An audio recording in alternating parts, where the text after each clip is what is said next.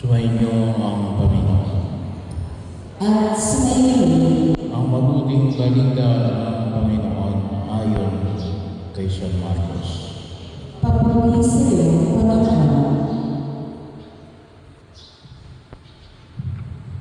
Noong panahon tinawag ni Jesus ang 12 sinugo dala-dalawa.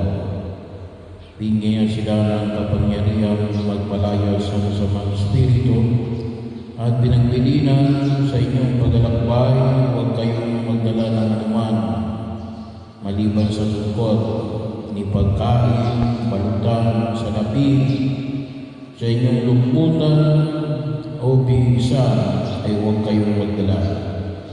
Ngunit magsuot kayo ng panyapa. Sinabi rin niya sa kanila, at sa alinman tahanan inyong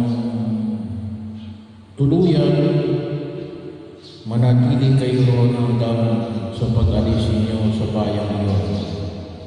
Kung ayaw kayong tanggapin o pakinggan sa isang dako, umalis kayo roon at ipagpag ninyo ang alikabok ng inyong mga paa bilang babala sa mga tagaroon.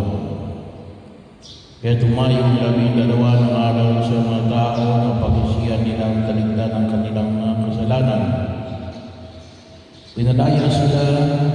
Pinalayas nila ng maraming demonyo sa mga inaalihan nito. Pinahiran nila ng langis at pinagaling ang maraming may sakit. Ang mabuting balita ng Panginoon. Pinupuri ka namin, Panginoon Hesus.